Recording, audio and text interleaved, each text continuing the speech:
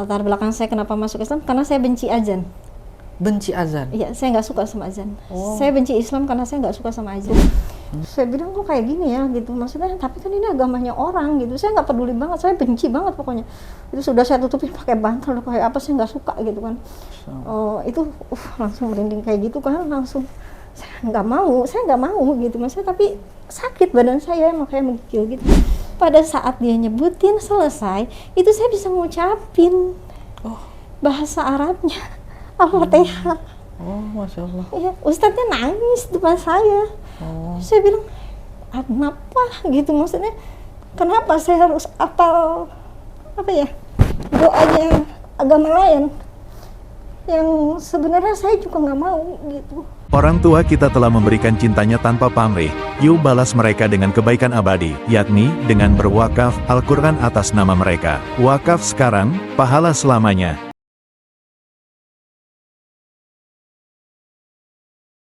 Bismillahirrahmanirrahim. Assalamualaikum warahmatullahi wabarakatuh. Alhamdulillah wassalatu wassalamu ala rasulillah mabad.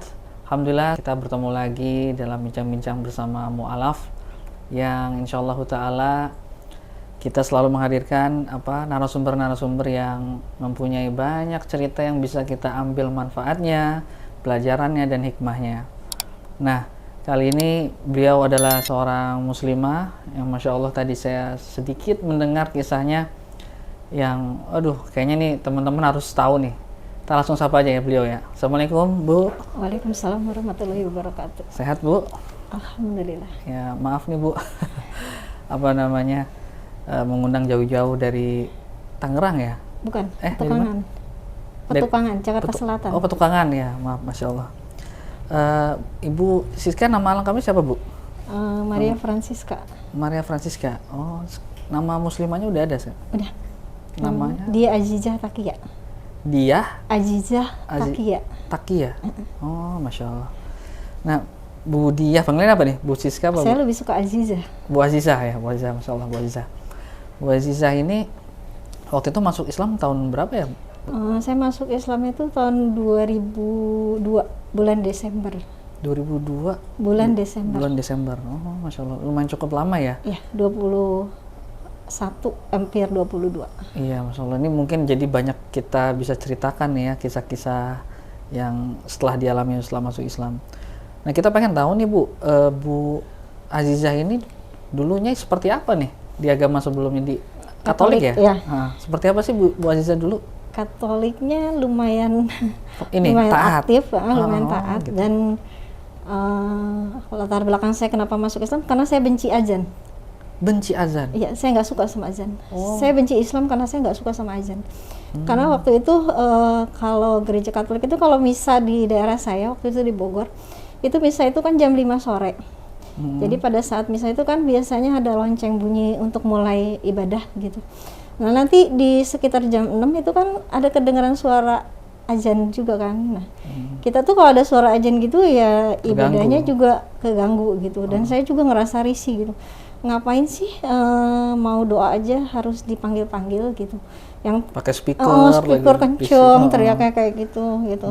Dan kebetulan saya waktu di Katolik itu lumayan aktif karena saya jadi pelayan di gereja. Saya ikut mesdinar karena zaman dulu tuh anak kecil tuh seneng banget kalau jadi mesdinar. Mesdinar itu kan pelayan pastor pada saat ibadah ekaristi, pada saat misa. Jadi zaman dulu tuh masih bisa perempuan jadi mesdinar karena di daerah jadi jumlah anak laki-lakinya sedikit. Padahal sebenarnya itu yang harusnya laki-laki gitu. Tapi kita senang aja gitu karena ada jadwalnya kan berebut, karena katanya pakai baju-baju yang berjubah gitu kan. Jadi waktu itu saya aktif banget jadi mesdinar, jadi lektor. Lektor itu pembacaan ayat-ayat suci, ayat-ayat dari Alkitab gitu, yang nanti dijadiin materi sama romonya gitu. Nah, itu lumayan. Nah, pada saat itu karena di daerah cukup jalan juga agak gelap kayak gitu. Saya dengan kondisi yang gelap, walau hujan kayak apapun saya tetap ke gereja, walaupun harus sendirian tanpa mama saya. Mami papi saya kan emang Katolik. Jadi mami papi saya nggak berangkat pun saya tetap berangkat gitu. Saking cintanya iya. ya, saking... Karena saya ngerasa rugi aja gitu kalau saya nggak ke gereja gitu. Termasuk saya kalau hari Minggu juga saya ikut sekolah minggu, ngajar sekolah minggu. Terus juga saya ikut remaja Katolik. Jadi banyak kegiatan yang memang saya selalu ikutin, dan semua orang juga menjadi kaget gitu pada saat setelah saya memutuskan akhirnya pindah ke Islam gitu. Oh, dulu kan selain benci sama azan itu Bu Aziza itu separah apa sih bencinya tuh pada saat itu? Saya nggak suka sama orang Muslim tuh yang pakai begini aja, saya nggak suka nih. Oh gitu. Ternyata sama Allah semua dibalikin ke saya. Saya nggak suka azan ya karena ribut itu kan. Ternyata di azan itulah akhirnya Allah mengingatkan saya. Ternyata saya memang harus kembali gitu. Saya juga nggak ngerti kayak apa. Jadi perjalanannya kalau saya mau ceritakan, di tahun 2001 itu saya masih kuliah. Tapi saya kuliah tambahan. Jadi ngambil akta itu di Bogor. Jadi waktu itu kebetulan teman-teman saya banyak Muslim. Dan lucunya saya temennya Muslim. Tapi saya nggak suka azan. Tapi kalau teman saya mau sholat, saya selalu ingetin. Dan saya temenin. Gitu. Ke masjid gitu, tapi saya diem di depan gitu, duduk di depan gitu, saya cuma ngeliatin aja, tapi saya tetap berpikiran itu agamanya orang gitu. Tapi saya selalu nemenin gitu. Sebenarnya itu udah banyak tanda-tanda yang harusnya saya sadar gitu, tapi ternyata saya nggak sadar di situ. Tahun 2001 terus akhirnya di perjalanannya mama saya nggak mengizinkan saya untuk ngambil akta, karena akta itu buat guru. Karena guru PNS, gajinya kecil, akhirnya mama saya berusaha untuk nyari tahu. Kebetulan kita basicnya Chinese, jadi kita punya ikatan dengan keluarga yang komunitas lain ya? Komunitas yang pengusaha gitu. Jadi saya waktu itu disuruh ngelamar, padahal sebenarnya saya ngeliatnya dari koran sih awalnya. Saya suruh ngelamar ke salah satu tos serba. Tos serba di Bandung, kantor pusatnya di Bandung. Saya disuruh ngelamar ke situ, saya nggak berpikiran itu bakal masuk, saya cuma buat nyenengin mama saya aja, jadi yaudah saya lamar lah gitu. Ternyata kok gampang banget gitu, tiba-tiba saya dipanggil dengan cara yang mudah banget gitu, tiba-tiba langsung wawancara. Terus mama saya tuh, saya curiganya mama saya tuh selalu ingetin, kalau wawancara minta gajinya segini, gitu.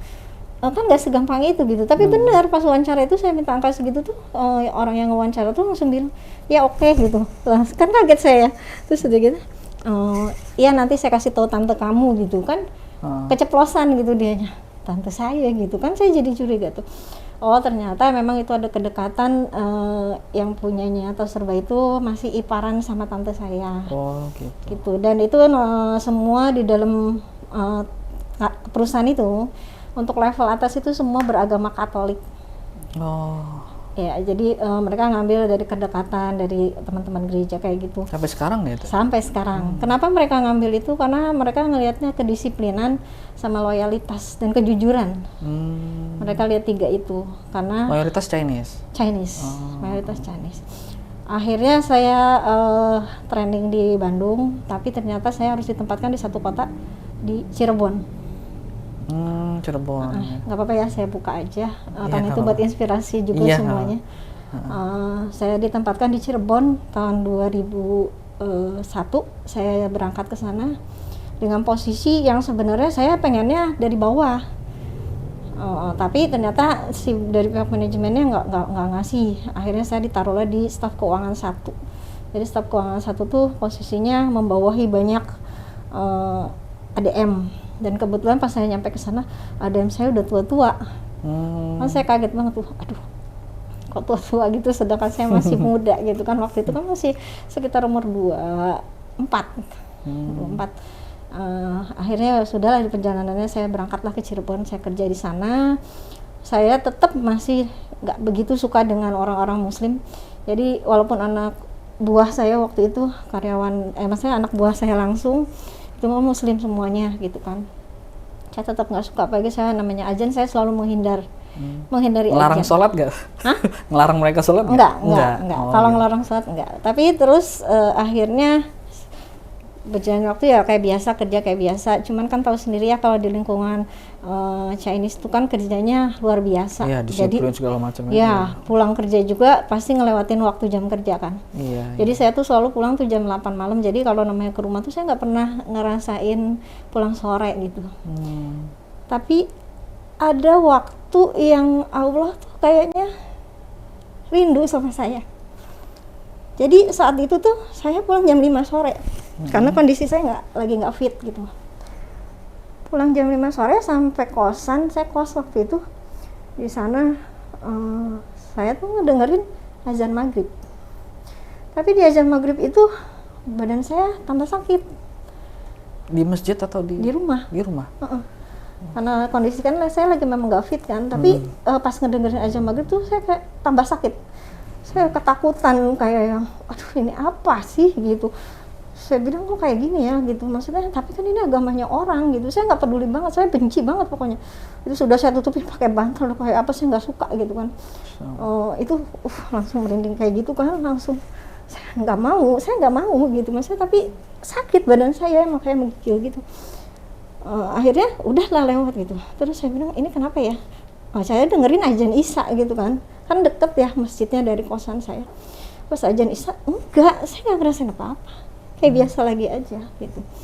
Udahlah, saya juga nggak terlalu peduli karena itu bukan agama saya gitu kan. Udah.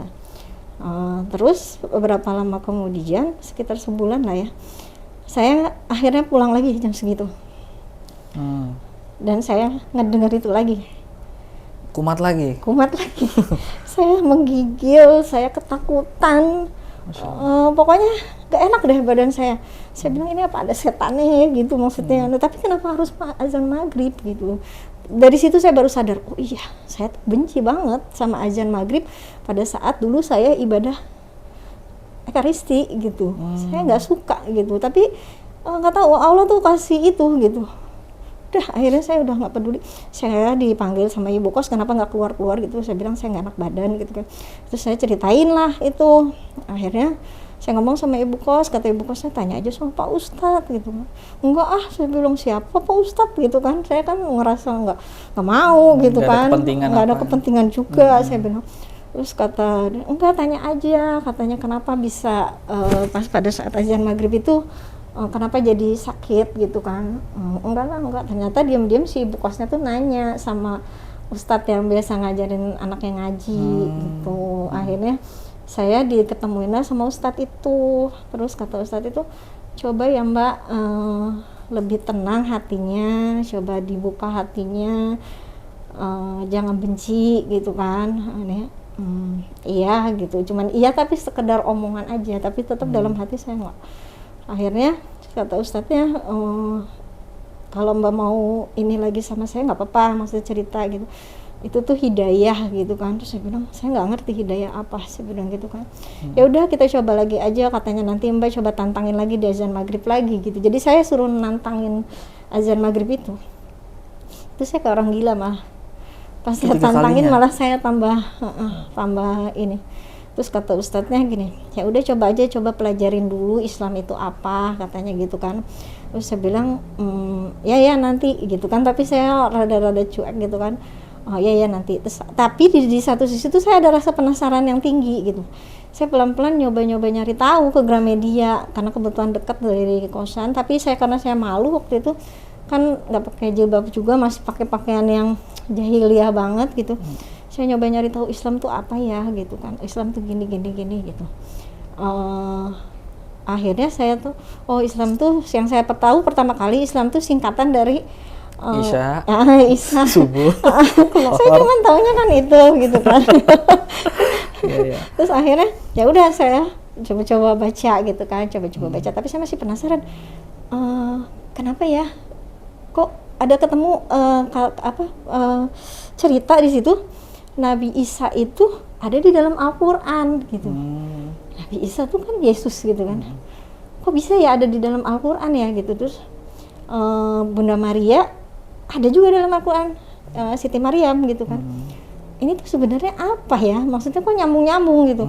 Terus Nabi Musa juga ada gitu. Ibrahim di Islam Ibrahim, di Katolik Abraham gitu kan. Jadi saya jadi kayak ngalir gitu aja gitu sama Allah tuh, kayak diiniin gitu.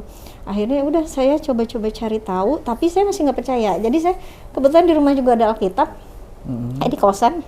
Terus si ustadznya ngomong, cobalah baca Al-Quran katanya gitu kan, terjemahannya aja katanya gitu kan.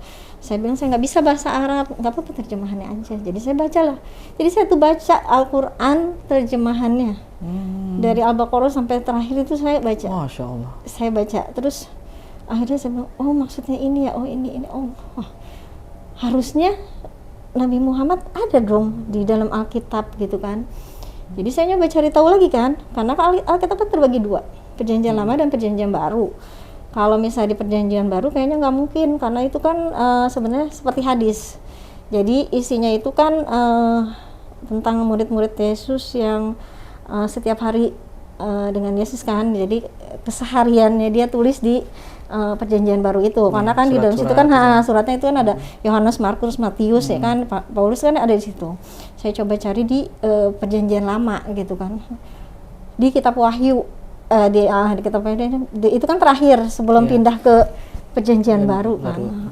Saya nemuin ada satu kalimat, memang di situ akan datang seorang nabi terakhir, tapi tidak disebutkan Muhammad.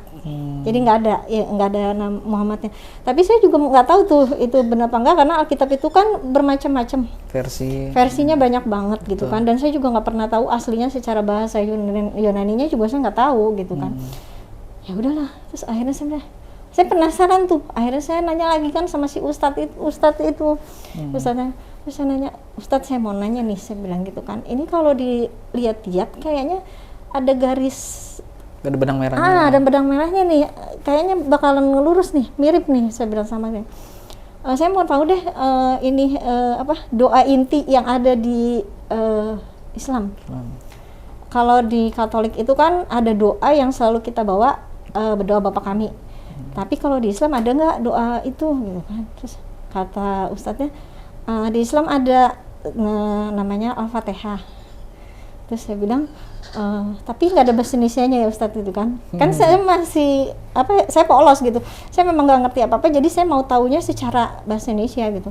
Ada katanya ini bahasa Indonesianya gitu. Nah, terus bahasa Arabnya apa ya Ustadz gitu. Terus dia nyebutin. Pada saat dia nyebutin selesai, itu saya bisa ngucapin bahasa Arabnya Al-Fatihah. Oh, Masya Allah. Ya, Ustadznya nangis depan saya. Saya bilang, kenapa gitu, maksudnya kenapa saya harus apal doanya agama lain yang sebenarnya saya juga nggak mau gitu. Tapi Ustadznya bilang itu hidayah. Sebenarnya hidayah itu datang udah lama sama kamu, tapi kamunya aja yang masih nggak mau buka diri, maksudnya nggak buka hati gitu kan. Akhirnya saya coba pelajarin lagi Al-Fatihah itu apa. Saya kayak semakin kayak semakin rindu aja gitu, kayak pengen tahu banget lagi, lebih dalam lagi Islam. Terus saya bilang kalau di Islam itu sholatnya kayak apa gitu. Sebenarnya kan mirip-mirip ya sama Katolik, karena di Katolik juga kan kalau kita di dalam gereja itu kan ada buat sujud. Iya. Ya kan ada buat sujud itu. Terus ustadznya bilang, ya kalau di Islam sholatnya ya ada 2 rakaat, 4 rakaat, 3 rakaat gitu kan dia sebutin. Terus nanti di rakaat yang kedua itu 1 dan 2 itu ada surat-surat kan, surat-suratnya. Oh ya udah cukup tahu situ aja lah gitu kan. Udah masih nggak ini nih, saya masih nggak belum ngeklik nih gitu, masih oh ya udah cukup tahu. Udahlah, akhirnya saya kayak biasa ibadah kayak gitu.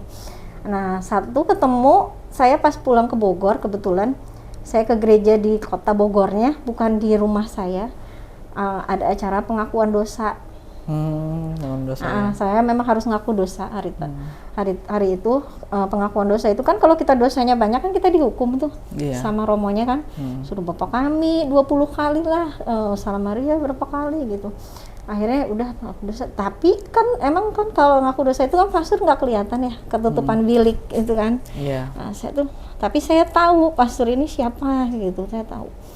Terus oh ya udahlah gitu kayak biasa gitu kan. Terus saya ikut kayak yang remaja Katolik itu kan, ngumpul-ngumpul.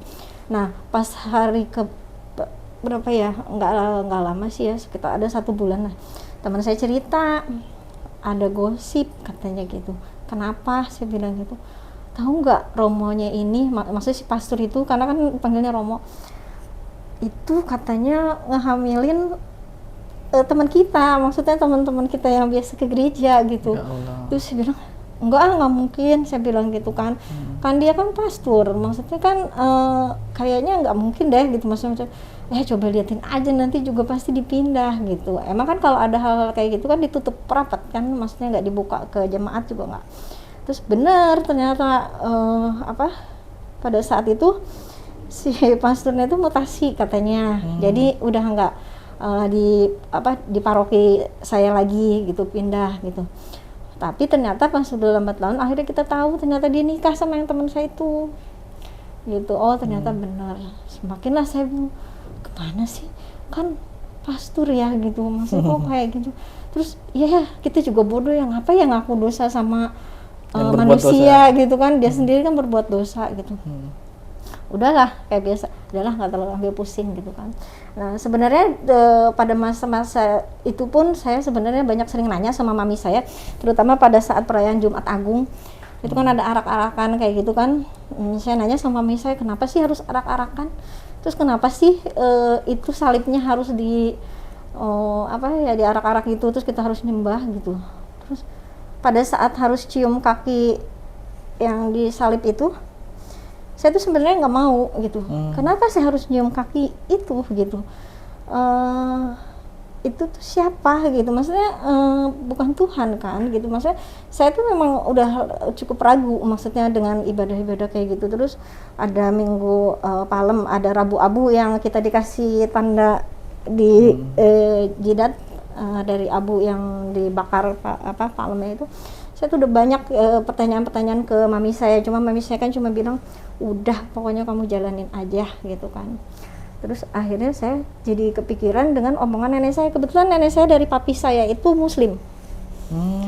Jadi papi saya itu punya mama awalnya muslim, dia nikah dengan orang muslim juga tapi bawa anak 1, tapi dia ngerasa sakit hati karena diselingkuhin.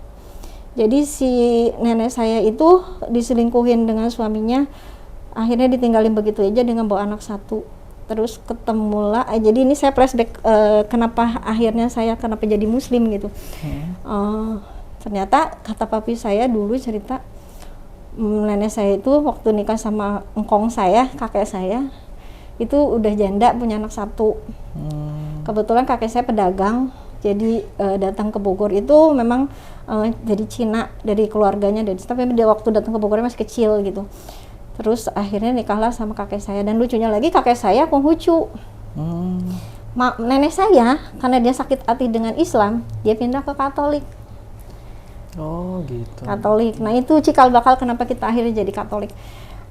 Akhirnya dia di Katoliknya aktif banget, yang namanya kegiatan apapun dia ikutin. Dan pernah satu kali nenek saya pernah bilang sama semuanya, sama cucu-cucunya terutama, jangan sampai ada turunan saya yang masuk Islam, karena nanti akan disakitin. Karena di Islam itu mengenal yang namanya poligami, maksudnya mengenal yang namanya pasti akan disakitin lah gitu kalau perempuan gitu. Itu yang nempel di kepala saya. Nah itu kan saya jadi ngeklop tuh dengan benci azan, dengan doktrin dari keluarga saya yang nggak boleh Islam gitu kan. Padahal keluarganya dari si suami yang dulu itu Islam, anaknya tetap Islam. Yang bawaan itu? Iya, anaknya tetap Islam sampai dia meninggal pun anaknya tetap Islam, sampai dia punya anak cucu juga gitu. Tapi hebatnya nenek saya tuh bawa anak yang dari engkong saya tuh Katolik semua. 11-11-nya itu Katolik, dan Katoliknya lumayan taat, keras, taat banget gitu. Masya Allah. Terus akhirnya saya berusaha udah nggak terlalu ini, tapi saya tetap nyari tahu Islam itu seperti apa, ini gitu. Terus akhirnya saya pernah nanya-nanya sama teman saya, kayaknya saya harus ini deh, nggak boleh ngelawan sama terutama azan maghrib, ya kan. Jadi saya berusaha untuk ngedengerin. Di saat saya nggak ngelawan, justru saya nyaman. Jadi kayak tenang aja gitu, udah nggak ada rasa yang takut gitu, nggak gigil kayak apa gitu, udah nggak ada gitu. Terus akhirnya saya memantapkan diri waktu itu, iya saya mau masuk Muslim, tapi dengan satu syarat, Allah tolong saya bilang gitu. Jadi saya kayak ada perjanjian gitu dari diri saya ke Allah waktu itu. Saya bilang tolong saya, karena pasti di perjalanannya akan berat banget gitu. Tapi ternyata Allah tolong saya itu dengan kasih sayangnya yang luar biasa. Masya Allah. Jadi pada saat tahun 2002, pada saat saya udah memantapkan diri tuh waktu itu, ada satu laki-laki datang ke kantor saya, pindahan mutasi dari Bandung, yang kebetulan tuh emang orangnya cakep, agamanya bagus, dan teman-teman yang perempuan saya tuh suka banget gitu. Ada laki-laki taat banget gitu. Jadi kalau misalnya pas ajan tuh dia selalu jadi imam, terus puasa Senin Kamisnya bagus gitu kan. Pokoknya the best lah gitu. Tapi saya nggak peduli kan, karena dia Muslim, saya masih Katolik gitu. Ternyata dia nyari tahu apa nggak dia dikasih tahu bagaimana, terus dia nyoba ngedeketin saya. Dia bilang, kamu tertarik sama Islam ya, katanya gitu. Terus katanya udah pernah dapet tanda-tanda gini. Enggak, saya bilang gitu. Saya masih berusaha menapik gitu kan. Enggak, saya bilang gitu kan. Terus akhirnya ternyata dari teman saya memang suka sama dia, tapi ternyata dia memang ngeklik sama saya dari pertama datang, kata dia gitu kan. Terus saya bilang enggak. Pada saat saya udah memantapkan diri untuk mau syahadat, saya ngomong sama mami papi saya habis dimarahin.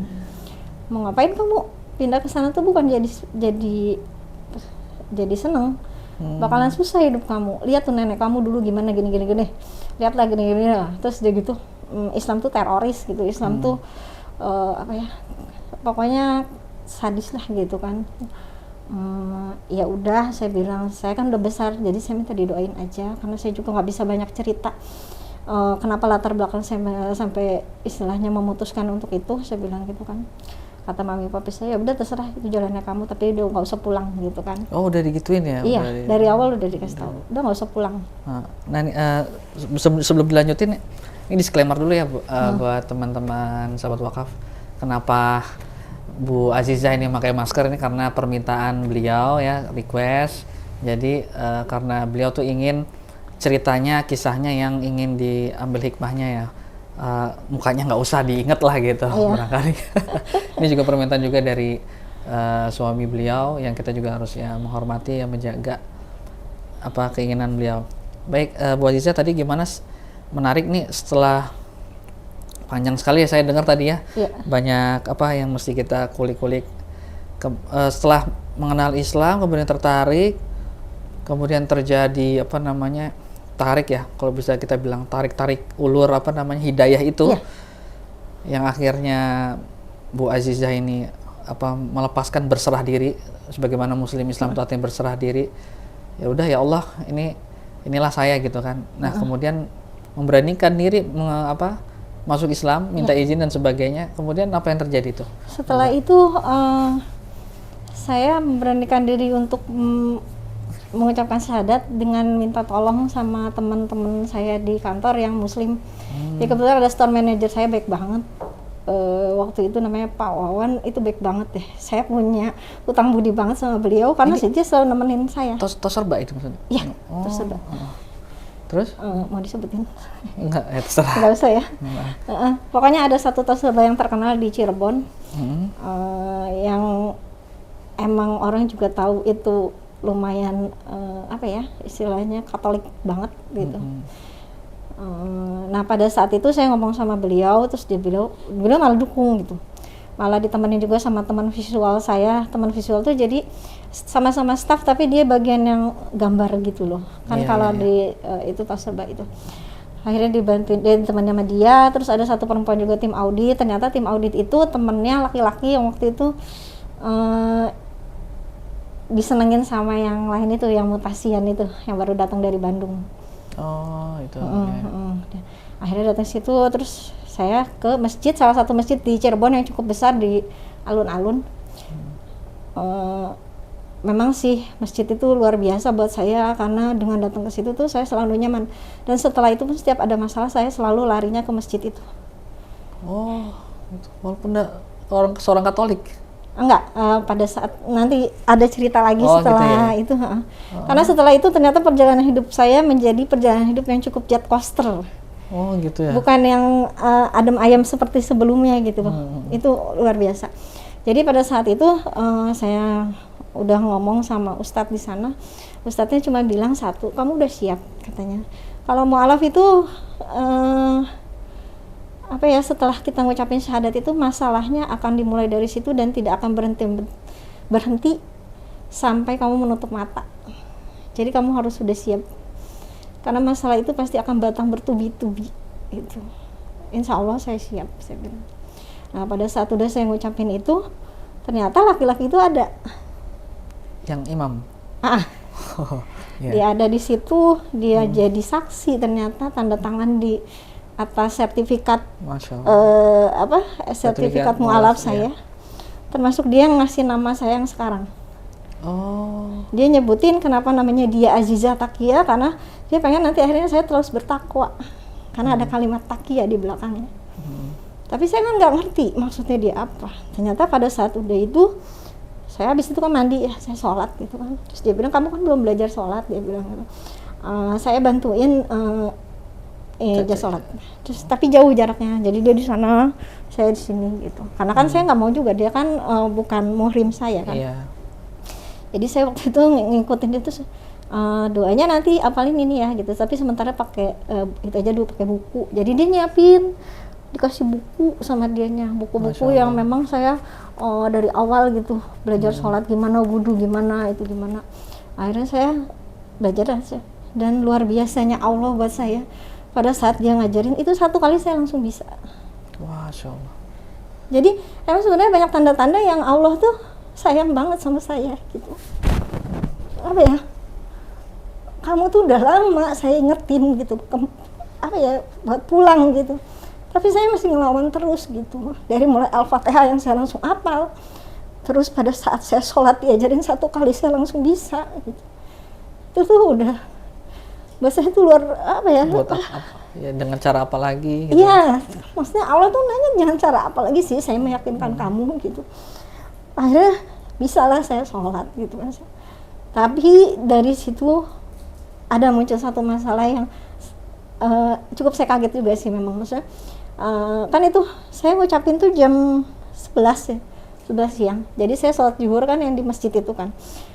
Saya pulang ke kantor. Orang lain kan belum ada yang tahu. Iya. Sedangkan saya harus sholat asar, ya kan? Saya kan nggak mungkin di musola. Berarti kan kelihatan banyak orang kan. Nah, akhirnya saya ngomong sama teman visual saya, gimana saya sholat asar, saya bilang gitu. Saya nggak punya mukena, karena waktu itu belum ada juga yang ngasih mukena. Jadi saya dipinjemin mukena dari musola. Jadi mukenanya tuh agak kotor gitu, lusuh gitu. Terus kata teman saya, masuk aja ke ruangan visual, sajadahnya dari mana? Saya bilang gitu kan. Udahlah sementara pakai ini aja dulu nih, pakai dus mami pokok. Jadi dus mami pokok kan lebar banget tuh, dipotong dua. Saya sholat di situ. Jadi itu sajadahnya tuh saya tulisannya mami pokok tuh depannya, ya kan? Saya sholat terus saya cuman nangis sama Allah. Ya Allah, saya bilang, di saat saya sholat yang pertama, kok tempatnya kayak gini ya, gitu. Sedangkan dulu saya kalau misalnya ibadah itu saya bersih banget, rapi, tempat juga bagus gitu, pakaian saya juga bagus gitu. Kenapa saya harus kayak gini sih gitu? Tolong tunjukin kalau Allah sayang sama saya gitu. Jadi saya saat itu sedihnya karena apa? Satu, saya sholat di situ, yang kedua saya nggak boleh pulang kan. Mama saya tuh udah wanti-wanti, udah nggak usah pulang gitu. Jadi di saat itu tuh saya cuma bilang sama Allah, kok susah banget ya gitu, maksudnya jalannya kayak gini gitu. Tapi ternyata setelah itu Allah kasih kebahagiaan yang luar biasa buat saya, menurut saya. Perjalanan itu terus akhirnya laki-laki itu selalu nanyain, maksudnya udah sholat apa belum gitu kan. Terus ada acara nikahan gitu, dia berani ngajakin saya pergi bareng gitu. Karena kan saya dulu nggak ngerti ya, namanya laki-laki sama perempuan kan nggak boleh deket-deket gitu kan, saya nggak ngerti. Akhirnya berangkatlah saya, jadi dia kayak pengumuman gitu loh sama orang-orang gitu, ini calon saya gitu. Jadi dia langsung ngomong, saya tuh udah lama merhatiin kamu gitu, karena saya pengen nanti anak-anak saya tuh punya ibu seperti kamu. Saya nggak ngerti, maksudnya ternyata di sebagian laki-laki muslim itu kalau dapetin seorang mu'alaf itu kan spesial ya, istilahnya ada jaminan surganya gitu kan. Tapi kan surganya seperti apa dulu, dia bisa nuntun saya apa enggak gitu kan. Akhirnya dia beranikan diri datang ke mama saya walaupun ditolak. Jadi kita berangkat ke Bogor waktu itu dari Cirebon, terus bilang papi saya marah gitu kan, nggak ada gitu kan, gitu-gitu. Ditolak 1, ditolak 2 kali, ditolak gitu. Jadi perjalanan itu mulai dari saya mengucapkan syahadat sampai saya nikah itu 3 bulan. Jadi Desember saya ngucapin syahadat, saya nikah bulan Maret, tanggal 2 Maret 2003. Tuh akhirnya dia ngeberaniin diri, udah nggak apa-apa kalau nggak direstuin juga katanya gitu. Tapi luar biasanya Allah masih sayang sama saya, mama saya akhirnya luluh, terus akhirnya ya udah dinikahin lah gitu dengan secara Islam gitu kan. Tapi tetap aja masih ada benteng-benteng yang ini banget gitu. Cuman mama saya bikin syarat kalau misalnya masuk Islam nggak boleh pakai jilbab. Akhirnya udahlah saya pulang Cirebon, nikah, terus akhirnya punya anak gitu kan. Punya anak itu saya pengen pulang ke Bogor, saya bilang gitu kan, tapi saya nggak. Jadi pernah ada satu momen saya pulang ke Bogor sendirian, saya pakai jilbab. Jadi kalau misalnya saya sampai stasiun Bogor saya lepas. Saya lepas. Pulang mama saya nggak pakai jilbab. Pada saat saya pulang lagi ke Cirebon baru saya pakai lagi. Itu pun saya pakai bukan kerja. Jadi kalau pas di luar lingkungan kerja. Tapi dari situlah muncul lagi masalah baru lagi. Ternyata ownernya yang punya perusahaan itu karena masih saudara, ya kan, masih ada hubungan kekerabatan. Panggillah saya sama di atasnya saya. Jadi nggak langsung ownernya waktu itu. Saya dikasih surat suruh mundurin diri. Saya nanya, kenapa saya harus tanda tangan? Saya bilang, kamu harus mundurin diri. Karena kamu udah mencoreng nama keluarga, karena kamu udah merusak semuanya, karena kamu masuk Islam kayak gitu. Tapi kebetulan suami saya yang luar biasa saat itu, dia yang maju. Jadi dia bilang, apapun kondisinya, itu udah tanggung jawab saya. Dia bilang. Jadi nggak berani tuh waktu itu. Dan zaman dulu kan memang belum ada ini juga ya, belum ada yang masalah sara gitu kan, belum berani kan mereka. Akhirnya udah masih nggak mempan. Saya waktu itu hamil sekitar umur 4 bulan. Jadi saya shock banget gitu saat itu. Saya kan kebetulan karena staf keuangan, jadi saya punya ruangan khusus, ruangan sendiri yang nggak sembarangan orang masuk kan. Ternyata ownernya tuh datang bawa pendeta, bawa pastor. Wow. Bawa pastor. Apa yang terjadi itu? Sampai bawa Alkitab segala macam. Saya ditutup ruangannya, saya cuma bertiga. Jadi saya owner itu kan kebetulan saya manggilnya Om. Jadi Om saya terus sama pastor itu. Ditanyain lah saya. Kenapa kamu bisa sampai kayak begini? Dengan kondisi lagi hamil gitu kan. Saya bilang, ini kan jalan hidup saya. Jadi saya akan memutuskan gimana pun saya ke depannya gitu. Walaupun si pastornya udah ceramah ke sana ke sini, udah buka Alkitab sana sini gitu, tapi saya nggak nganggap gitu. Jadi terbalik jadi sekarang tuh. Dulu saya nggak suka sama Islam, sekarang jadi saya nggak peduli juga sama agama yang sebelumnya gitu. Jadi Allah tuh benar luar biasa buat saya karena membolak-balikan hati saya tuh luar biasa banget gitu. Akhirnya saya diceramain gitu, kamu nggak punya bapak katanya gitu, karena kan kalau di Katolik kan punya bapak kami gitu, jadi yang istilahnya itu banget. Akhirnya saya bilang saya nggak bisa karena saya juga agak ragu. Saya ceritain lah keraguan-raguan saya gitu kan. Kayak novena juga saya nggak setuju, saya bilang. Jadi saya sebutin tuh dengan frontalnya gitu. Ngapain saya harus novena yang nyembah-nyembah apa ya, yang gambar-gambar itu kan perjalanan Nabi Isa kalau buat saya sekarang. ngapain gitu, kayaknya nggak ada ininya. Ya udah kamu kalau udah nggak ini keluar aja gitu. Akhirnya saya masih tetap bertahan. Ternyata di cobaan itu, cobaannya masih terus jalan gitu. Mungkin Allah juga masih sayang sama saya, dikasih cobaan lah dari suami saya. Yang ini? Yang kemarin, ya yang pada saat saya masuk Islam. Iya. Ya, ternyata cobaannya saya begitu bodohnya pada saat itu dibilang kalau perempuan muslim itu kalau kerja itu ngebantu suami.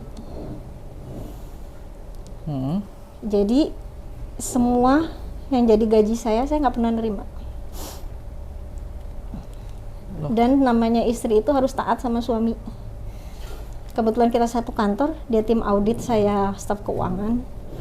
Jadi ATM saya, gaji saya itu saya nggak pernah megang. Jadi selalu dipegang sama suami saya. Karena hasil kerja saya itu buat hidup bareng-bareng. Dan itu tidak pernah saya bisa ngasih mami saya, nggak pernah. Mami saya marahnya luar biasa. Ini agama yang kamu gadein. Yang kamu kerja pun kamu udah kayak budak. Nggak pernah bisa ngasih orang tua sepeser pun. Orang tua memang nggak minta, kata mami saya. Tapi nggak begini caranya gitu. Terus saya nanya lagi sama suami saya, emang iya kalau perempuan di Islam itu harus taat. Karena kalau kamu taat itu surga jaminannya. Ya udah saya taat lah, saya tahan. Saya nggak pernah, dan saya nggak pernah bisa keluar kemana-mana. Karena kita pulang pergi kerja itu selalu bareng, kan satu kantor. Jadi teman-teman saya tuh nggak bisa tuh ngajakin saya pergi jalan gitu, nggak bisa. Akhirnya saya menikmati itu walaupun dengan beban yang cukup berat. Tapi di saat itu saya cuma berdoa sama Allah, ya Allah, kok kayak gini ya gitu.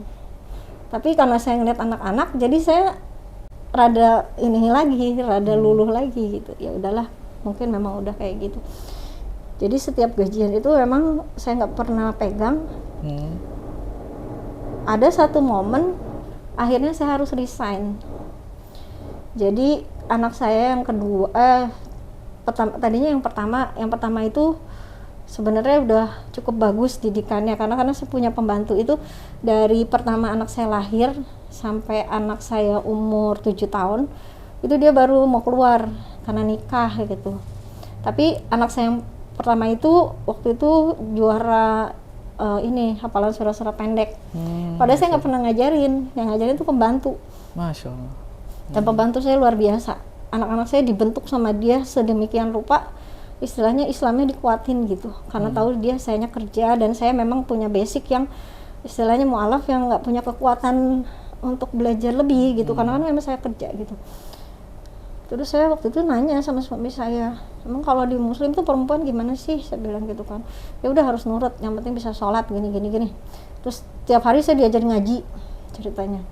Jadi kalau anak saya ngaji tuh habis maghrib itu saya ikutan belajar ngaji. Terus dipanggilin guru ngaji sayanya gitu kan. Ya udah belajar lah. Dan namanya saya memang kayak dikasih sama Allah kan, jadi ya bisa itu gitu, maksudnya bisa dengan mudahnya baca gitu kan. Akhirnya udah. Nah, di satu sisi pas umur anak saya yang kecil sekitar umur 5 tahun saya harus resign. Kebetulan resignnya itu memang ada masalah juga di kantor, jadi saya berusaha mundurin diri supaya saya nggak terlalu terlibat. Karena apa? Karena masih ada hubungan keluarga kan gitu. Jadi saya mundur. Cuman disitulah sindrom kayak tadinya kerja terus nggak kerja kan gitu kan. Akhirnya saya cuma nganter jemput. Mama saya nggak suka itu. Terus saya nggak pernah megang uang gitu kan. Akhirnya saya dimodalin untuk buka usaha sama keluarga saya. Jadi mama saya tuh ngegelontorin uang untuk ini. Tapi saya tahu maksudnya mama saya ngegelontorin uang itu maksudnya biar saya biar nanti saya punya utang budi, nanti mama saya tinggal ngebalikin tuh kan, kamu berhasil karena saya, kamu balik lagi lah gitu kan. Tapi ya udah saya belaga cuek aja waktu itu, ya udah saya usaha gitu kan. Usaha terus akhirnya saya bisa punya 2 toko waktu itu di sana. Saya punya kayak aksesoris gitu. Terus sampai akhirnya saya bisa beli mobil, tapi nyicil sih. Terus pada saat itu saya ngomong sama suami saya tuh nggak pernah dinafkahin, saya bilang. Karena kan selama ini saya kalau ini dia yang beli semuanya, termasuk sabun apapun dia yang beli. Jadi pulang dari kantor tuh dia udah bawain tuh semuanya gitu. Jadi saya nggak pernah ini, paling kalau saya mau jajan gitu dia ngajak makan bareng. Apapun yang saya minta memang selalu dia kasih gitu. Maksudnya mau makan apa tapi saya nggak pernah dikasih uang yang ini nafkah buat kamu loh gitu. Itu nggak pernah gitu. Sampai akhirnya saya nanya, nafkah saya tuh yang mana sih sebenarnya, saya bilang. Dia bilang nafkah saya itu kan saya bayarin cicilan rumah kamu buat anak-anak. Lah ini cicilan mobil ya kamu yang bayar. Jadi saya bayar tanggungan cicilan mobil, ngeles anak-anak saya. Sampai saya tuh berusaha banget mati-matian, nggak tahu itu saya kayak orang gila jadinya, mati-matian cari duit cuman buat ngelesin anak saya. Karena kebetulan anak saya yang pertama itu jago matematika, jadi saya ngelesin segala macam les, saya lesin. Kebetulan punya basic Chinese, jadi saya punya lingkungan juga yang Chinese lagi. Jadi ikutlah Olimpiade Matematika di sana sampai ke kota-kota lain. Sampai kota-kota lain, sampai akhirnya istilahnya suami saya malah nyalahin saya. Tuh kan anaknya jadi ini gitu kan, itu matematika, tapi nggak tahu itu memang skenario Allah mungkin ya. Akhirnya pada saat perjalanan saya usaha itu saya dapat masalah baru. Jadi saya itu udah usaha bareng teman saya. Ternyata saya ada uang masuk dari donatur dan ada dari investor gitu.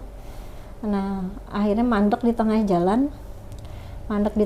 Tapi saya selalu memberikan fee ke mereka gitu. Dan saya baru sadar ternyata itu riba gitu. Oh gitu. Dan riba itu ternyata memang Allah benci banget gitu kan. Dan pasti Allah hancurin sehancur-hancurnya gitu. Nah pada saat itu karena memang kondisi saya harus cari uang kan gitu.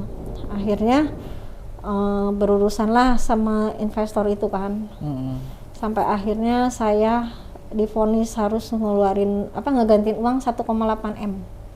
Wow, besar banget. Ya, gede banget kan. Iya. Tapi ternyata dari hasil uang itu saya selalu punya bukti transfer karena saya nggak pernah ngasih cash sama mereka. Jadi ada bukti transfer yang saya selalu kasih ke mereka. Saya udah stres tuh.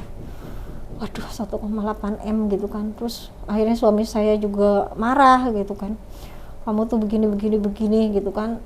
Di saat saya lagi begitu itu saya nggak ditolong gitu, malahan saya nyari tahu sendiri gitu kan, nyari pengacara istilahnya, jalan sendiri. Jadi saya pas lagi stresnya tuh saya jalan, ketemulah ada satu tempat namanya Peradi, yang Persatuan Advokat Indonesia. Peradi itu kan. Nah saya tuh udah lagi mulai dikasusin nih ceritanya. Yang investor itu udah bolak-balik nanyain saya kapan diganti. Saya bilang iya nanti saya ganti, saya bilang gitu. Sampai yang suami saya juga udah stres karena disamperin ke kantor gitu kan, ditagih gini.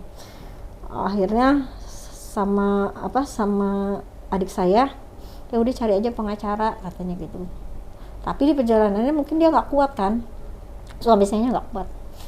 Akhirnya saya bilang ke adik saya ke Solo ceritanya, kan kebetulan dari Solo. Terus kata adik saya, ya udah kesini aja. Jadi saya waktu itu bawa mobil nyetir sendiri ke Solo sendirian dengan kondisi yang gak ada jalan tol. Saya juga bingung kenapa bisa nyampe, padahal saya baru bisa bawa mobil itu sekitar Cirebon, Kuningan, Indramayu kan sampai situ aja mentok gitu kan. Tapi ini bisa nyampe saya ke Solo. Ternyata mami saya udah nungguin di sana gitu kan. Kenapa bisa begitu? Habis lah saya dimarahin. Terus saya, ya udah pokoknya hadepin aja gitu kan, kata saya gitu. Kata mami saya enggak. Akhirnya keluarga saya berusaha seini mungkin, maksudnya mau dilempar keluar dari situ, mau dipindahin ke kota lain, supaya saya nggak, istilahnya dihilangkan lah gitu. Kan Chinese biasanya gitu, punya masalah kan pasti dihilangin ntar keluarganya gitu kan. Sampai akhirnya saya mau dipindahin ke Belanda waktu itu. Terus tapi saya kekeh, enggak, saya mau ngadepin. Akhirnya saya dipulangin lah tuh sama si suami saya itu. Dia bilang saya istilahnya disamperin sama yang lagi utang gini. Oh, udah saya ya udah kata om saya, ya udah kalau kamu mau ceraiin aja katanya gitu. Tapi tolong ceraikan dengan baik-baik. Katanya gitu. Akhirnya saya dibawa pulang ke Bogor tuh sama anak-anak saya tuh dibawa pulang. Saya dikembaliin ke mama saya. Nggak kuat. Iya, nggak kuat dia. Dikembaliin ke mama saya. Dia langsung mau saya ceraiin kamu. Tapi anak-anak saya bawa, dia bilang gitu. Kata mami saya, udah nggak apa-apa. Anak-anak biarin aja dibawa sama dia, itu juga bapaknya tanggung jawab dia gitu kan. Kamu malah enak fokus aja sama diri sendiri, kata mama saya gitu kan. Fokus aja sama masalah kamu, katanya gitu. Akhirnya saya dengan sedihnya itu harus berpisah sama anak-anak saya, yang satu kelas 5 SD, yang satu kelas 1 SMP baru masuk. Dan dia senangnya bukan main waktu masuk di SMP terbaik di Cirebon negeri, itu lewat jalur olimpiade. Jalur prestasi ya? Jalur prestasi. Dia kan sampai, Bun, aku tuh udah ngasih yang terbaik sama Bunda, kenapa aku harus ngerasain hal yang seperti ini gitu. Emang waktu itu pada saat saya udah lagi galau tuh, lagi ada masalah itu, memang saya sempat ninggalin anak saya di rumah berdua gitu, karena saya memang lagi bingung kan. Saya nyari tahu ke mami saya, ke adik saya gitu. Akhirnya saya berpisahlah tuh sama anak saya di Bogor. Anak saya dada-dada di mobil gitu kan, cuman, Bun nanti jemput kita ya gitu. Saya bilang, iya nanti Bunda jemput kamu, nanti Bunda bakal nemenin kamu lagi gitu. Tapi doain Bunda, kalau Bunda nanti udah selesai semuanya, Bunda pasti bareng-bareng lagi. Tapi anak-anak tuh waktu itu, kata suami saya nggak boleh tahu masalah itu, tapi yang gede tahu, dan dia bisa nyeritain hari ini seperti apa dulu. Memori anak itu luar biasa. Jadi kalau misalnya orang tua punya masalah tuh, memang sebaiknya anak nggak ada di situ. Itu dia bisa hafal semuanya. Akhirnya saya pisah lah gitu, tapi secara omongan. Akhirnya saya balik lagi ke Cirebon sama adik saya dicariin kosan yang nggak ada akses keluar, karena saya kekeh mau tetap di Cirebon. Kalau misalnya kasus itu bergulir, saya tetap harus mau adepin gitu. Ya itu tadi talaknya 1 atau 3 lah? 1. Oh, talak 1. Ya. 1. Kemudian? Terus akhirnya saya ditaruh lah di satu tempat kosan itu. Jadi saya tuh nggak bisa keluar kemana-mana, makan juga nggak. Jadi ada pembantu yang ngurusin saya. Dan saya baru bisa dijemput sama pengacara saya aja gitu. Jemputlah sama pengacara saya. Jadi kalau lagi mau penyidikan, BAP itu saya dijemput sama pengacara saya. Di perjalanannya ternyata pengacara itu saya cukup jahat buat saya. Dia bilang kalau misalnya ini mau selesai harus punya surat pilot dari perusahaan yang saya punya. Kan saya punya perusahaan itu kan. Dari 2 toko itu udah saya tinggalin begitu aja, nggak tahu tuh toko akhirnya bagaimana ceritanya. Akhirnya saya dimintain uang 16 juta. Adik saya nyediain 16 juta. Ternyata kok kasusnya masih begitu-begitu terus, harusnya sekasus udah P21 gitu kan. Suami saya tuh udah lagi kacau tuh, dia disamperin sama banyak penagih kan. Tiba-tiba dia langsung bilang gini, kalau kamu mau beres masalahnya, katanya gitu, yang penting kamu nggak masuk penjara, apapun saya setujuin, dia bilang. Saya nggak ngeh tuh apa maksudnya gitu. Ternyata si pengacara itu mungkin udah ngobrol sama suami saya. Jadi pengacara itu bawa istrinya nemuin saya. Nah kebetulan, dan saya nggak suka banget. Ternyata itu apa ya, dia itunya ya, mungkin itu mah apa ya, oknum orangnya ya, bukan muslimnya. Jadi ternyata itu yang sekarang saya jalanin, Islam yang saya jalanin gitu. Terus istrinya ngomong, katanya, kamu kalau mau selesai masalahnya udah terima aja. Apanya? Kan saya nggak ngerti. Saya kan polos, selalu selalu menanyakan gitu, kenapa? Terus pengacaranya ngomong, kamu kalau mau beres, kamu harus mau jadi istri ketiga. Istri ketiga si pengacara itu. Ya Allah. Jadi saya ditantangin kalau mau beres masalahnya, kamu nggak masuk penjara, kamu harus mau jadi istri ketiga. Karena saya juga jadi istri yang kedua itu dulu karena saya berkasus, kata dia. Jadi suaminya punya kasus, supaya suaminya selamat, jadi dia dijadiin lah istri kedua sama si pengacara itu. Oh gitu, ya Allah. Parah banget. Di situ seharusnya saya benci banget sama yang namanya Islam. Tapi Ternyata saya malah tambah kuat. Karena apa ya, harusnya kan dua apa ya istilahnya, laki-laki yang jadi suami saya nggak nolongin saya, malah istilahnya ngelepasin saya begitu aja. Dari pertama saya lagi kasus itu kan, sebenarnya itu kayak doa sih kalau kata saya. Jadi pada saat saya udah lagi galau waktu itu, nggak pernah dikasih nafkah, saya pernah berdoa sama Allah, ya Allah kapan saya keluar dari lingkungannya seperti ini gitu. Tapi ternyata pas baru saya sadar, saya dikeluarin dengan cara yang kayak begini gitu, yang dilepasin sama dia dengan dicerai gitu. Akhirnya terus saya bilang saya nggak mau, saya bilang. Terus kata yang pengacaranya, ya tanya aja sama suami kamu. Saya tanya sama suami saya, ya gini kata dia gitu. Nggak apa-apa, saya bolehin kamu kok kalau kamu mau jadi istri ketiga pengacara itu, kata dia. Yang penting kamu selamat dan kamu nggak dipenjara. Saya nangis luar biasa, saya kaget banget kayak disambar petir. Gimana sih, ya Allah, saya bilang kok orang yang harusnya saya jadi sandaran buat saya, kekuatan buat saya, kok malah jadi kayak gini gitu. Terus pada saat itu tuh dia kan sebenarnya udah ngucapin talak kan, tapi dia kalau pada saat dia mau butuh hubungan biologis itu dia jemput saya ke kosan itu tau. Dan saya harus tetap melayani dia karena dia bilang saya masih istrinya. Kan saya nggak tahu, bodoh saya waktu itu talaknya kan, karena katanya masih ucapan gitu kan. Pada saat itu saya bilang saya nggak mau, saya bilang gitu kan. Ya udah kalau nggak mau, saya ajuin gugatan cerai di pengadilan agama. Jadi saya dapat surat tuh. Tapi suratnya kan masih jatuh ke rumah kita yang sama-sama di Cirebon kan. Dia anterin suratnya ke saya. Ini suratnya, sidang tanggal segini. Sidang tanggal segini. Ya udah saya ikutin jalanin. Ternyata akhirnya saya harus ke Polres Cirebon kota waktu itu. Nah kebetulan saya tuh waktu itu sempat sempat pindah ke Bandung karena anak saya kebetulan kelas 5 mau kelas 6 ya kalau nggak salah waktu itu. Jadi saya harus nemenin juga dia sekolah gitu. Akhirnya saya ngekos lah di Bandung, ngekos buat nemenin anak saya. Tapi di situ juga mulai apa ya istilahnya, Allah tuh nguji saya lagi, bukan nguji ya istilahnya, ngehukum saya lagi. Saya nggak bisa ketemu anak-anak saya waktu itu sampai akhirnya saya bisa masuk ke kosan tuh. Mertua saya yang itu tuh nggak suka sama saya, sampai saya tuh kalau mau jemput anak saya tuh harus di pintu pagar, nggak boleh masuk karena dianggap saya udah mencoreng nama baik keluarganya kan. Ya udah nggak apa-apa, saya bilang penting anak saya masih ini. Nah akhirnya saya sering nganterin anak yang satu ke Cirebon, masih belajar olimpiade kan. Nggak tahu kenapa Allah tuh kayak nunjukin banget. Saya naik Grab car, di dalam Grab car itu isinya murotal. Dan saya kaget banget, kok Grab car isinya murotal, biasanya kan musik gitu. Terus saya nanya sama sopirnya, tapi dia nggak mau nengok gitu. Pak, kok isinya murotal ya gitu kan, ini emang ngajinya di mana, saya bilang gitu kan. Terus dia bilang ngajinya di sini, ustadznya ini gitu.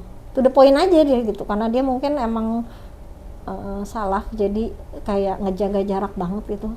Oh iya, saya bilang gitu. Udahlah. Ternyata pada saat saya udah nganterin olimpiade matematika anak saya, dia WA saya. Nanti kalau mau pulang WA saya aja, nanti saya jemput lagi. Nggak usah pakai online, dia bilang. Jadi offline, dia bilang. Oh iya, saya bilang. Udahlah tuh, akhirnya berlanjut lah saya mau minta antar sidang, saya bilang gitu kan, pengadilan agama. Terus dia bilang coba deh dengerin kajian, dia bilang supaya lebih kuat gitu kan. Iya, saya bilang gitu kan, sidang.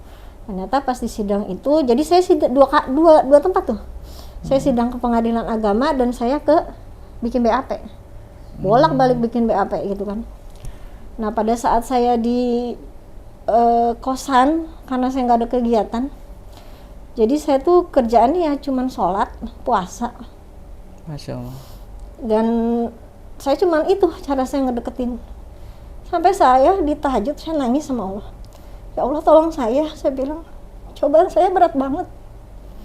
Maksudnya dari mulai saya masuk Islam sampai saya dipisahin dari anak-anak, saya ditalak cerai, saya kena kasus. Tolong tunjukin kalau Allah sayang sama saya bakalan kasih sesuatu yang orang lain nggak bisa kasih sama Allah, saya bilang. Jadi saya baca-baca buku juga kan di situ. Jadi katanya kalau mau ditolong sama Allah itu kita harus bertakwa. Jadi kalau mau bertakwa itu harus melakukan yang ekstrim. Jadi saya cari tahu yang ekstrim itu apa. Jadi waktu itu saya lakuin yang benar-benar ekstrim, yang orang muslim kebanyakan nggak pernah ngelakuin kayaknya.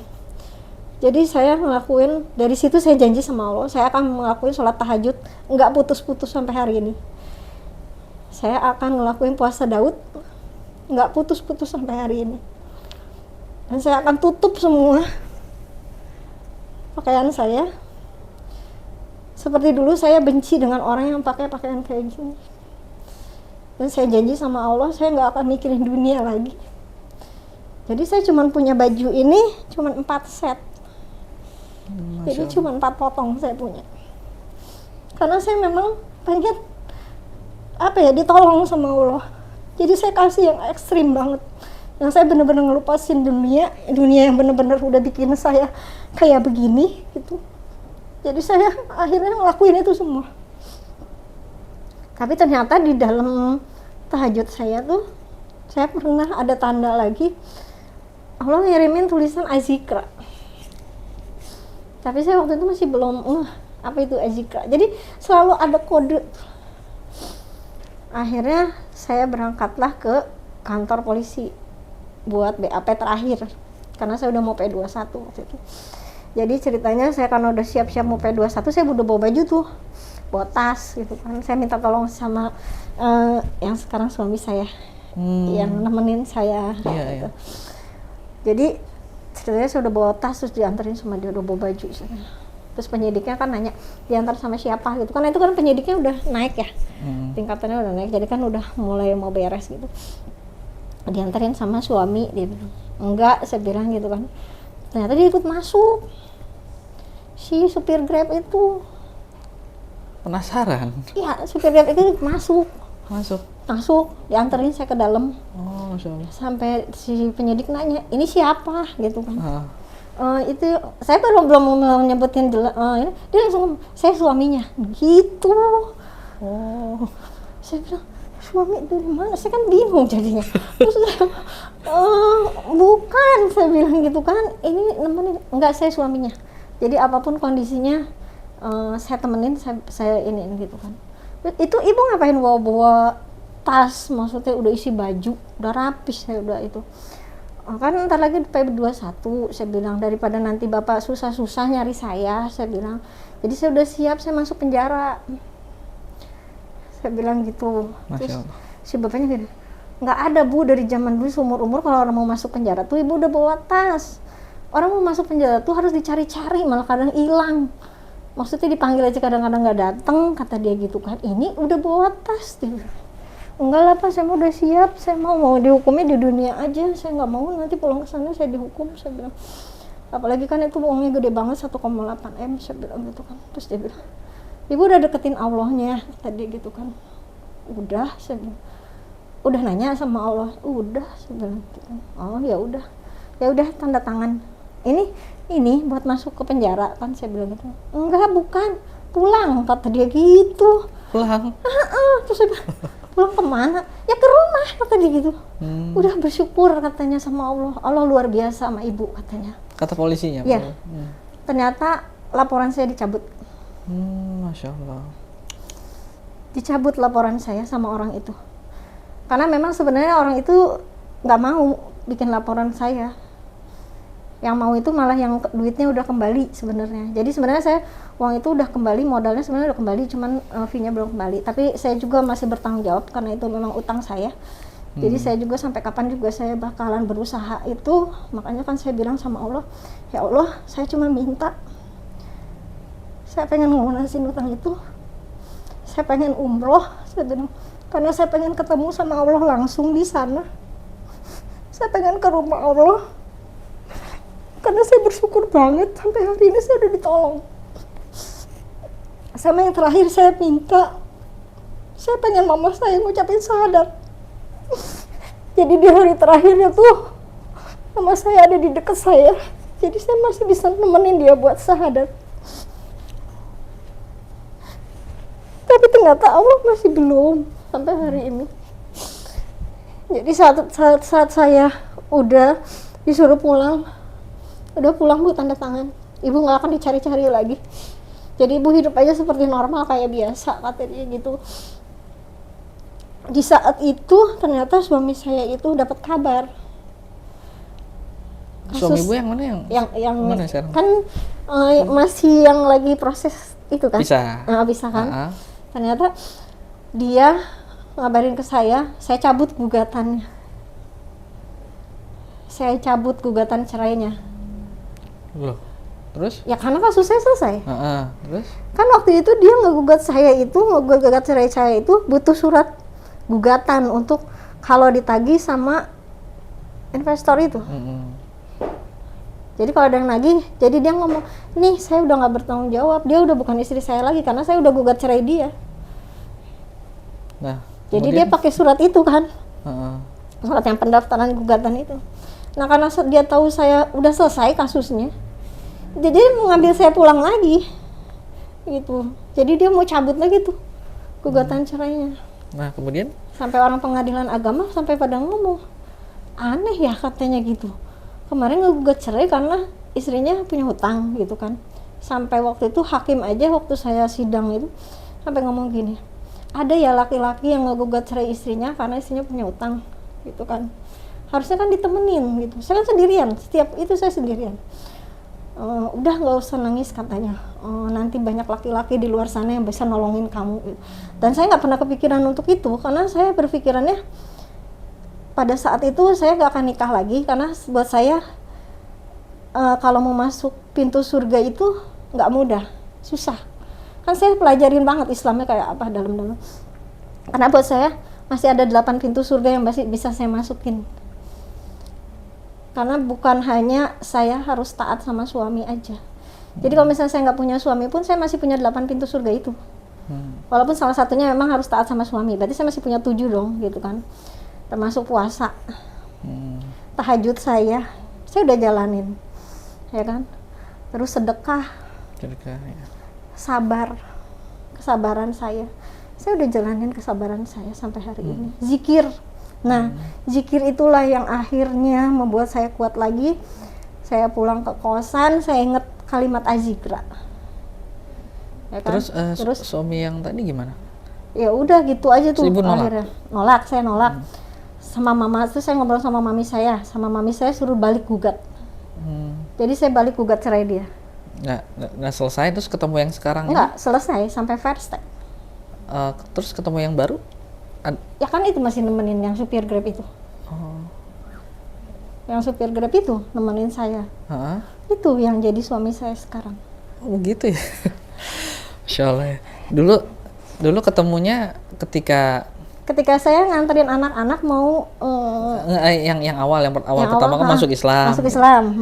Allah kirimin dia. Iya, kemudian ketika lagi sulit. Sekarang lagi sulit juga.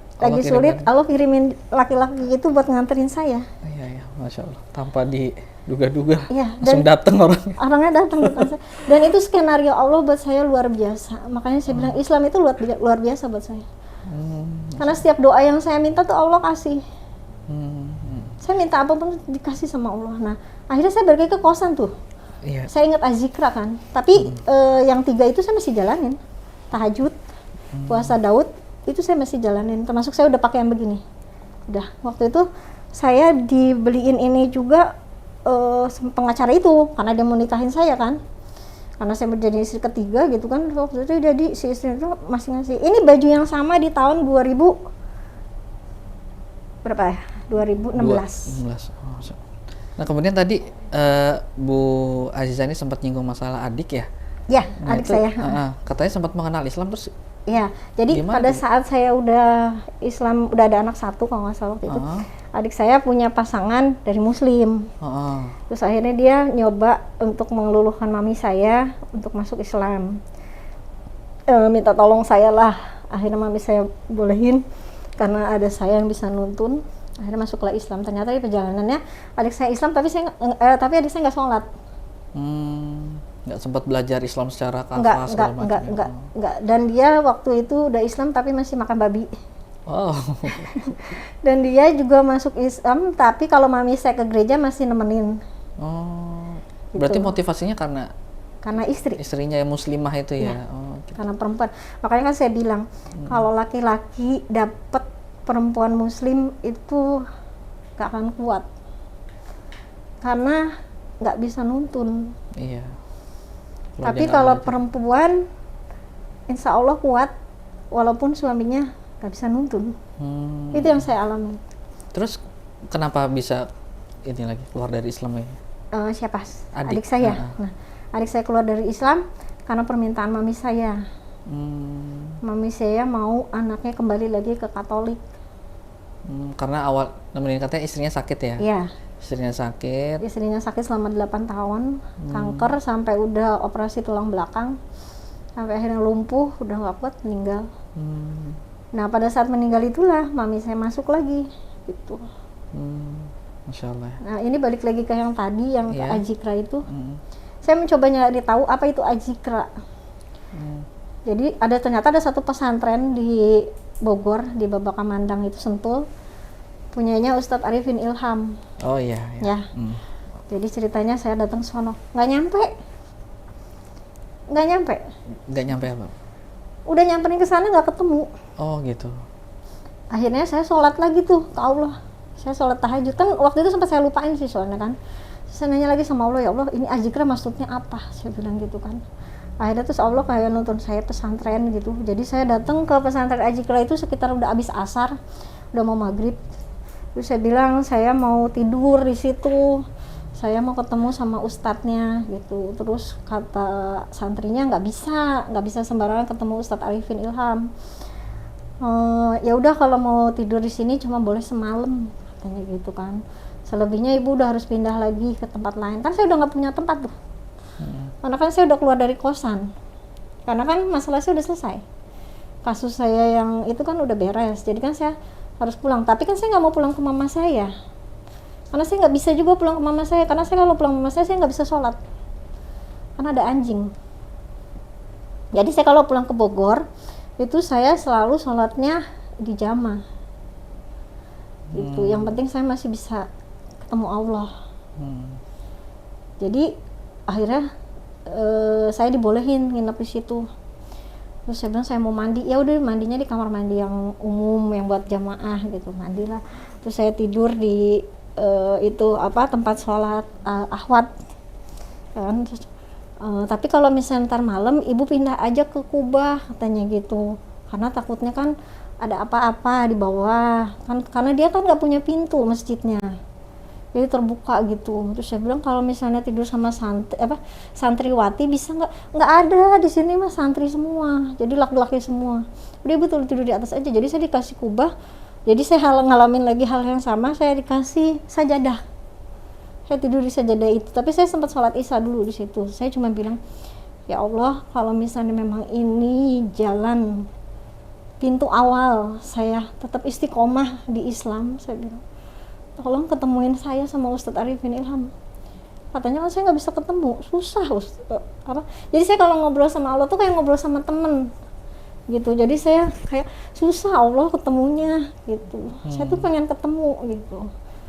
Akhirnya pada saat sudah habis sholat isya, saya udah mau tidur, saya dipanggil dari bawah, kan dia nggak berani naik ke atas, jadi cuma manggil aja, om udah tidur belum. Saya nanti turun ya ke bawah, katanya bawa baju, nanti usir, saya suruh pulang gitu kan.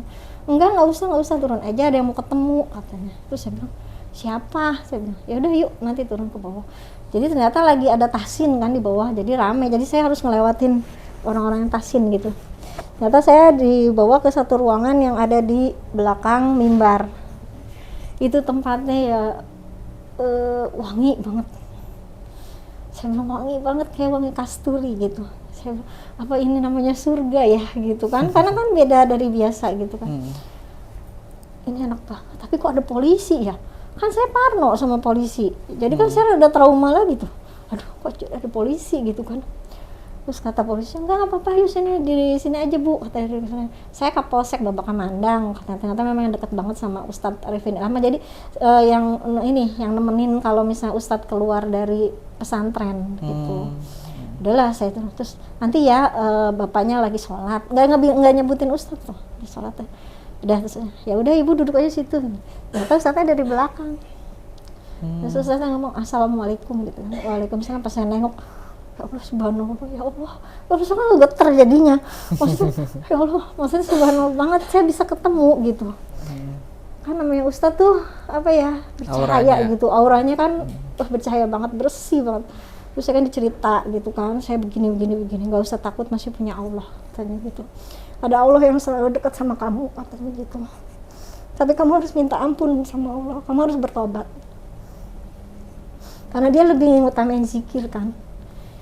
Jadi saya di situ suruh zikir astagfirullahaladzim sehari 1000. Terus saya bilang, saya 1000 gimana? Maksudnya kayaknya nggak sanggup. Jangan bilang nggak sanggup katanya. Allah aja sanggup nolongin kamu. Masa kamu nggak bisa nyenengin Allah cuma 1000 sehari gitu kan? Terus akhirnya saya bilang, gimana caranya Ustadz? Sholat 5 waktu kan? Iya, dibagi 5. Jadi kalau setelah saya sholat 200. Jadi saya jalanin itu 200 sehari. Kata Ustadznya, ya udah selama kamu belum lancar, maksudnya belum terbiasa, dia bilang pakai itu aja dulu, pakai tasbih gitu kan. Ya terus nanti kamu makan gratis, saya bayarin semuanya katanya. Pokoknya kamu tinggal ngomong aja nanti ke kantin nanti. Jadi saya ada yang nemenin. Jadi apa ya, istrinya Ustadz itu jadi kayak punya asisten gitu. Gitu. Tapi dari bayangan saya jadinya, aduh nanti saya gimana ya? Kan Ustadz Arifin juga kan istrinya lebih dari 1 kan. Jadi saya ada rasa takut tuh waktu itu. Aduh nanti gimana ya? Udahlah bismillah aja gitu kan. Ternyata kan enggak. Terus setiap kajian saya diajak sama istrinya yang mana aja tuh. Kan ada 2 waktu itu, masih 2 belum 3.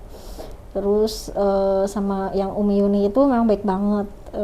Jadi kalau apa-apa saya diajakin, selalu duduk di depan gitu kalau kajian.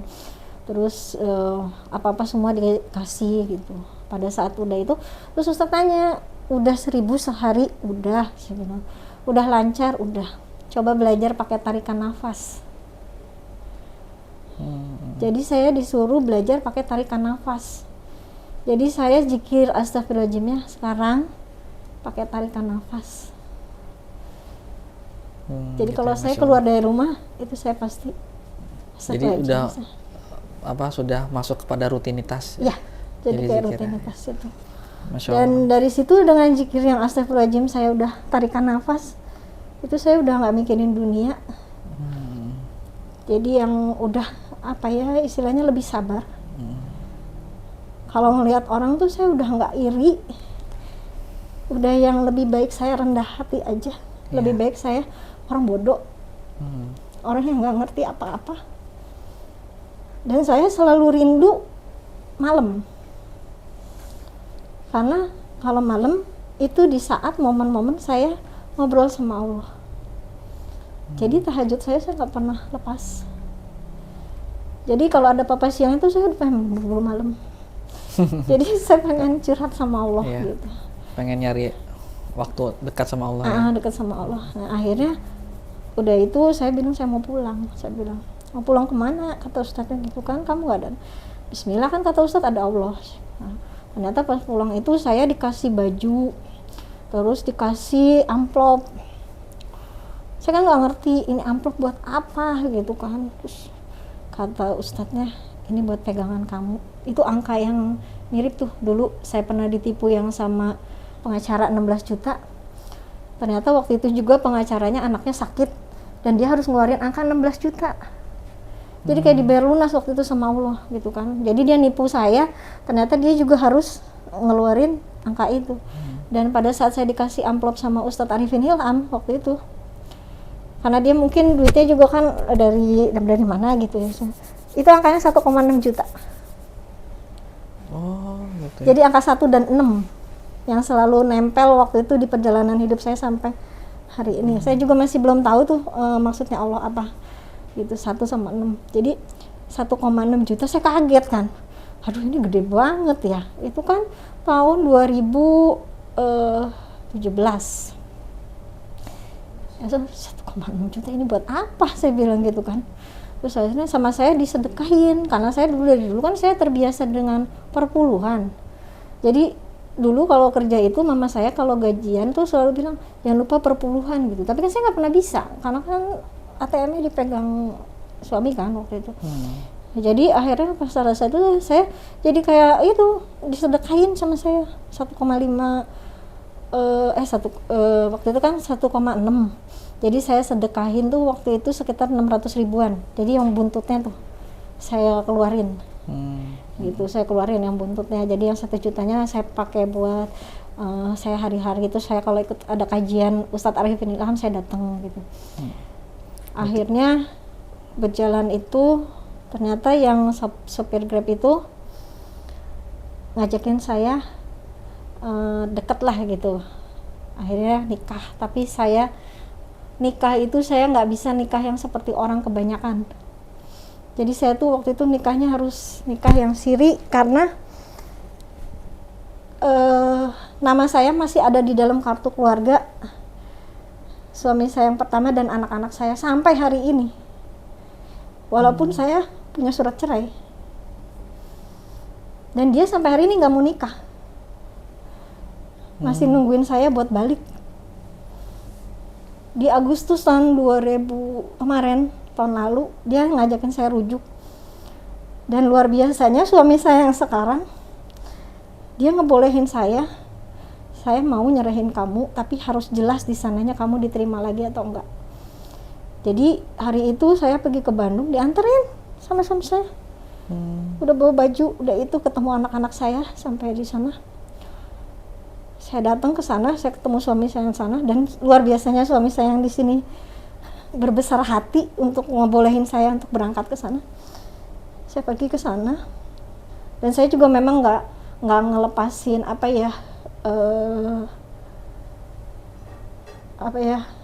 kehebatan suami saya yang dulu juga, karena sampai hari ini juga anak-anak saya bukan anak-anak broken home, karena masih bagus-bagus dan masih ranking, dan dia biayain dengan baik, nafkahin dengan baik walaupun tanpa ada saya. Yang satu malah sekarang kan ada di kampus negeri yang terbaik di Bandung. Tuh, jadi waktu itu saya berangkat lah tuh bulan Agustus tahun lalu. Sampai ke sana saya bilang sama anak saya jemputlah sama yang besar laki-laki. Anak saya malah bertanya gini, ngapain bunda kesini? Saya bilang, lah kan ayahnya mau ngajakin ini, gak usah. Ayah itu belum berubah. Dan nanti kejadiannya akan sama. Dan kita udah gak mau ngeliat bunda nangis. Kita masih lebih seneng kalau ngeliat bunda jauh, tapi bunda bahagia. Bunda nyaman. Jadi anak-anak saya waktu itu dua-duanya udah gede ya, jadi udah SMA sama yang udah kuliah itu. Dia nyaranin saya buat pulang. Udah pulang lagi aja sama om, balik lagi, jalanin kehidupan bunda selanjutnya. Kita di sini tenang kok. Kita di sini nyaman. Cukup kejadian kemarin buat kata dia buat pelajaran kita. Kalau kita pernah ada di momen-momen itu. Itu saya nangis banget. Nangisnya bukan apa-apa mas, anak umur segitu bisa berucap seperti itu, bisa ngarahin ibunya supaya nggak disakitin lagi. Dan hebatnya mereka waktu itu saya datang ke rumah itu, saya mau pulang, saya cuma bilang tuh sama yang suami saya itu ternyata masih berlaku kasar juga sama saya karena dia benci kan sama suami saya yang sekarang. Jadi saya masih dilempar pakai bukan pisau ya, jadi kayak apa gitu deh, alat gitu ya, saya kena ke sini, HP saya hancur. Saya sampai nggak bisa ngobongin suami saya itu, tapi di lelahnya Allah tuh luar biasa. HP hancur di situ, tapi begitu saya udah di jalan saya bisa ngobongin. Saya minta dijemput gitu, di Bogor tapi saya minta dijemput. Terus anak-anak saya dengan sigapnya mereka nyariin Grab car. Saya udah bawa tas kan waktu itu. Akhirnya saya dicariin Grab car untuk pulang lagi ke Bogor. Gitu ya.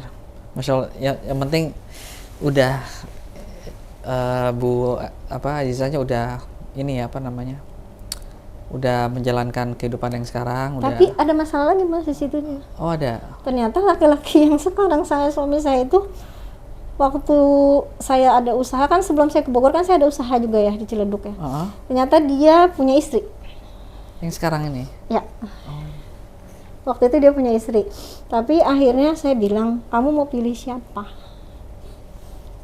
Akhirnya dia ngelepasin istrinya sana, akhirnya itu ke saya.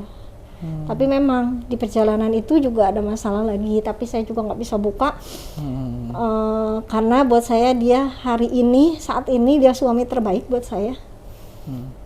Karena dia yang selalu nemenin saya di saat saya susah, di saat waktu saya udah di ujung tanduk ya istilahnya, udah di ujung jurang. Pada saat saya mau masuk penjara, kalau nggak ada dia yang ngedampingin saya saat itu, saya nggak tahu rasanya kayak apa. Iya, Masya Allah. Dan di saat itu pula dia orang yang akhirnya nuntun saya ke ajaran Islam yang sekarang. Makanya sekarang saya cukup nyaman sama dia karena saya itu sekarang dibolehin banget sama dia mau ngaji tiap hari pun itu saya boleh. Jadi akhirnya saya, karena saya kebetulan kantin, jadi jam 11 saya udah pulang. Jadi saya setiap hari itu ngaji di Blok M tiap hari. Iya, Masya Allah. Dari Senin sampai Minggu, jadi asar sampai maghrib. Dan buat saya Allah itu luar biasa. Iya, Allah luar biasa. Karena perjalanan saya tuh udah kayak jet coaster gitu. Iya. Naik turun, naik lagi, tapi nanti dibanting lagi sayanya gitu. Ya saya ngebagi bukan masalah ya. Perjalanan hidup saya tuh cuma mau bilang sama teman-teman saya mu'alaf. Semua orang punya masalah. Iya. Tapi jangan salah. Kita punya satu Allah yang luar biasa. Iya, Allah, Masya Allah. Jadi semakin kita bertakwa sama Allah, semakin dekat sama Allah. Memang Allah ngasih cobaan juga memang. Tapi saya selalu menganggap itu bukan cobaan. Jadi saya selalu menganggap itu hukuman. Dan saya juga menganggap perjalanan hidup saya sekarang dan selanjutnya itu jadi kayak misi. Misi yang dikasih sama Allah ke saya untuk masuk ke jalan yang bagus banget, surga. Dan masuk surga itu nggak gampang buat saya. Jadi saya tuh belajar akhirnya dari Asyah, istrinya Firaun, yang walaupun suaminya kayak apapun, tapi dia bisa luar biasa karena kan cuma dia yang bisa masuk surga. Iya, Masya Allah. Sedangkan istri yang lain yang istilahnya Nabi Musa ya itu kan nggak ada yang masuk surga. Tertolong ya? Iya, nggak tertolong. Iya. Tapi dia dengan sabarnya ngadepin suami yang begitu luar biasa. Tapi Allah tolong dan jaminannya surga. Gitu. Iya. Baik. Walaupun kemarin juga sempet sih yang waktu saya ada masalah yang suami ada istrinya gitu. Terus kok saya disakitin lagi ya gitu ya. Saya cuma berdoa sama Allah, ya Allah kalau misalnya ini memang jalan terakhir saya nggak akan nikah lagi. Saya memang janjinya seperti itu, saya nggak akan nikah lagi karena saya punya 7 pintu surga yang bisa saya masukin gitu. Dan ada anak-anak yang nanti masih bisa nemenin hari tua saya. Karena buat saya anak-anak luar biasa, karena anak-anak itu titipan Allah yang luar biasa. Karena yang bisa nuntun saya juga ke surga nantinya. Karena kan ada 3 kan, ada ilmu yang bermanfaat, anak yang soleh ya kan, itu kan ada anak yang soleh itu yang saya minta gitu. Jadi saya nggak pernah takut. Akhirnya jadi saya nggak pernah takut dengan hidup gitu. Cuma saya mau ingetin teman-teman saya yang mu'alaf ya, ada beberapa teman-teman saya yang dihadapin dengan masalah yang bertubi-tubi, mirip lah sama saya, tapi kalau kata saya sih belum ada apa-apanya dibanding saya gitu. Tapi mereka udah kembali. Dan semua udah kembali, nggak ada yang kuat karena mereka karena mereka ngelihatnya sosok seorang laki-laki, sosok seorang manusia. Jadi begitu disakitin sama laki-laki itu, jadi dia ya kayak gitu akhirnya lempar begitu aja. Tapi ini ada PR baru buat saya sekarang karena kemarin adik saya udah balik lagi ke Kristen.